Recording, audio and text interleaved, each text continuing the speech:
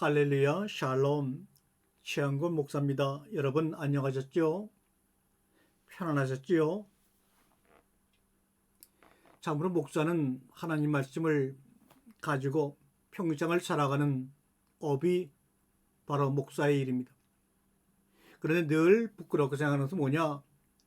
성도님들이 앉은 자리보다 조금 높은 자리에 그 강대상 위에 서서 그 말씀을 들으러 오는 성도들의 생각은 고려치 아니하고 성도들이 이야기하는 것은 경청하지 아니하고 일방적으로 이것이 바로 하나님의 말씀이라고 하나님의 권위를 빌어다가 일방적으로 외치는 것, 가르치는 것, 설교하는 것, 교육하는 것, 그래서 믿음을 이끌어내고 아멘을 이끌어내는 그런 것이 과연 설교일까요? 신약성경에서 예수님의 3년 공생애를 따라가다 보면 그렇게 하나님 말씀을 이야기한 적은 한 번도 없는 것으로 기억됩니다. 마르다의 집에서, 죄인의 집에서, 세리마태의 집에서, 산상에서, 사막에서, 호숫가에서 아무 격이 없이 어느 종류의 어느 부류의 사람이 오든지 쉽게 이해할 수 있게 비유를 들어 하나님의 나라를 설명하셨던 그분의 마음은 우리는 잊고 강대상에 서 있는 것은 아닌지 30년 동안 늘 고민하며 조심스럽게 행동했던 겁니다. 여러분, 성도 여러분, 사실 설교라는 게 뭐 별거입니까? 이렇게 말한다면 참 권위도 없는 목사다 이렇게 얘기할지 모르겠습니다. 그러나 그렇게 말씀하신다 하더라도 저는 설교가 뭐 별거 아니다 라고 합니다. 그러면 당신이 설교가 별거 아니라면 당신이 말하는 설교는 뭔가? 산상순 산 언덕에서 아름다운 백합화를 보고 산등의 꽃들을 보고 하늘의 새를 보고 우리에게 말씀하셨던 그 주님의 모습을 떠오른다면 설교라고 하는 것은 그 단어가 잘못된 겁니다. 하늘나라의 이야기를 주고받는 동산입니다. 그래서 서로 마음속에 꽃피어 있는 한 구절의 시를 서로 나누어 주는 겁니다. 말씀으로 지어진 성전을 서로 공유하면서 그 안에서 성전의 삶, 몸된 삶을 살아내는 그 이야기가 하나님의 나라의 이야기로 서로 반복되며 소통하며 침묵까지 귀를 기울 줄 아는 그런 것이 바로 하나님이 우리에게 전해주고자 하는 우리 목회자를 통해서 전하라고 하는 하나님 나라의 이야기가 되겠지요.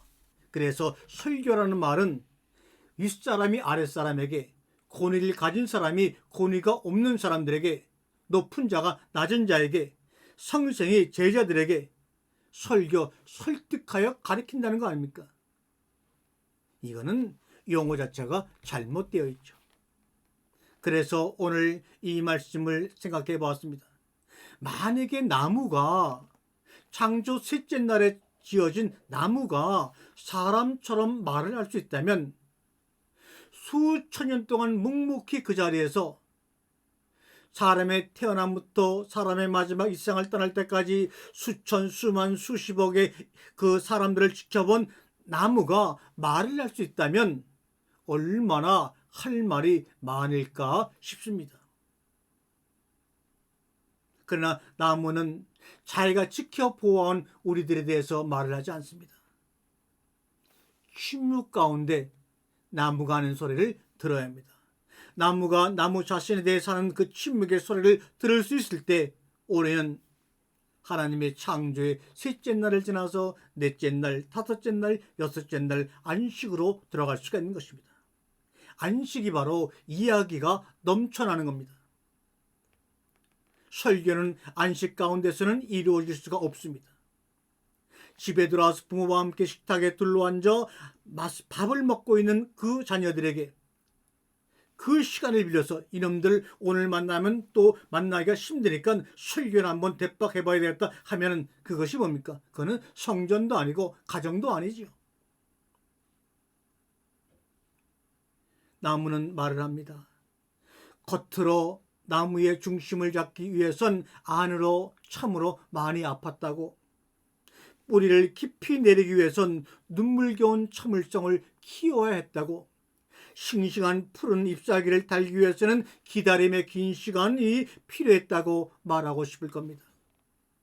침묵과 인내와 기다림의 덕목을 잘 키우면 어느 날 지혜의 열매가 달리고 하늘 향한 환희심과 설렘으로 삶이 온통 기쁨으로 출렁이는 것을 경험할 수 있을 것이라고 말합니다.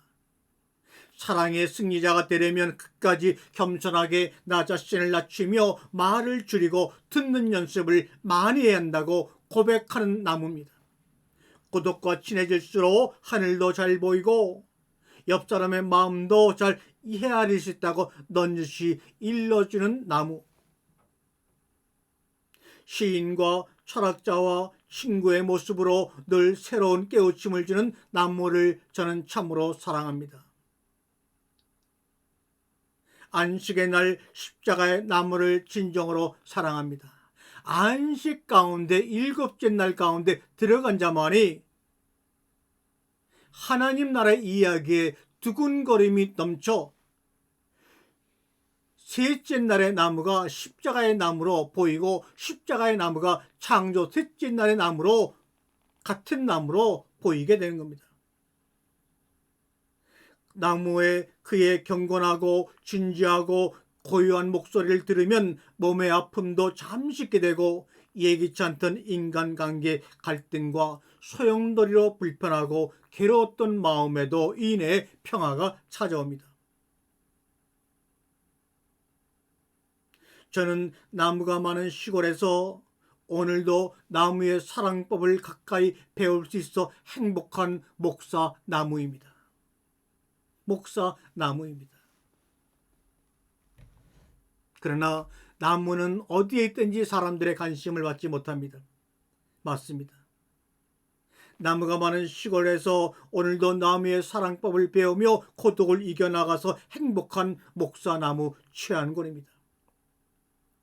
아침이 열어준 문을 열고 사랑할 준비를 합니다. 죽음보다 강한 사랑의 승리자가 되어 다시는 죽음을 두려워하지 않을 수 있는, 용기를 구하면서 지혜를 청하면서 나는 크게 웃어봅니다. 허허허허. 밝게 노래하는 새처럼 온 몸이 가벼워짐을 느낍니다. 세월이 흐르면서 우리가 원하는 것을 손에 넣는 것보다 그것들이 필요하지 않다는 것을 깨달을 때 우리는 하늘나라의 이 땅의 진정한 부자가 될 수가 있습니다. 때로는 내가 해독할 수 없는 사랑의 암호를 사랑으로 연구하여 풀어 읽으려고 합니다. 어제와 내일 사이 오늘이란 선물에 숨어있는 행복을 발견하며 경험하려고 합니다. 어둡다고 불평하는 것보다 촛불 한 개를 켜는 것이 낫다는 것을 경험하려고 합니다. 살아온 기적이 살아갈 기적이 된다고 산으로 하면 많은 기쁨이 있다는 것을 경험하려고 합니다.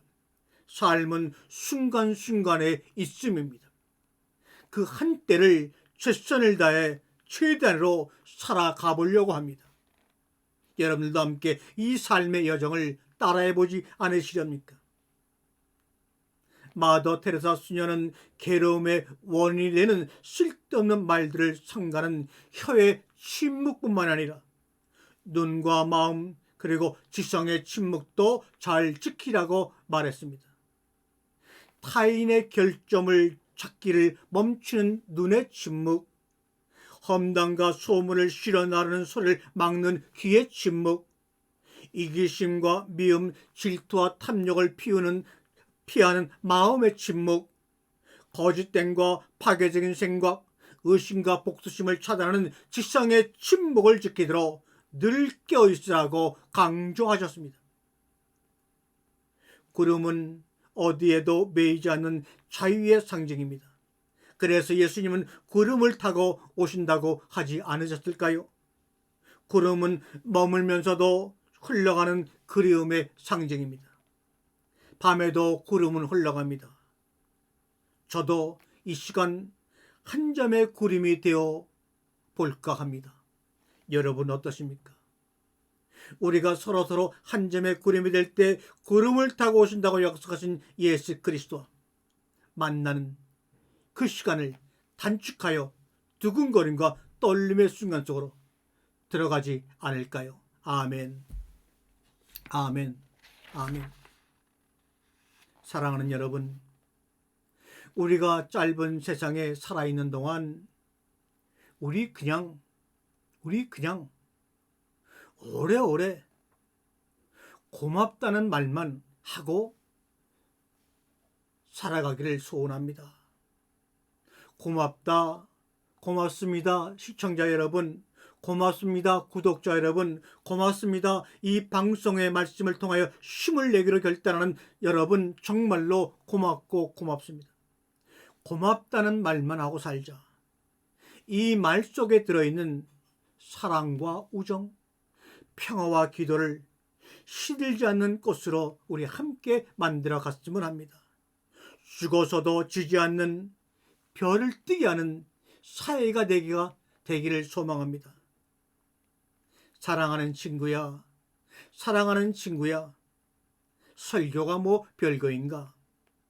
서로의 마음속에 꽃피어 있는 한 구절 시를 나누어 갖고 말씀으로 지어진 성전을 서로 공유하면서 그 속에서 하나님 나라의 이야기를 풍성하게 만들어내는 것이 설교가 아닌가. 그러므로 설교는 목사가 일방적으로 하는 것이 아니고 전하는 자와 듣는 자가 함께 하모니로 만들어내는 한편의 운명 교환곡이라네. 아멘. 아멘.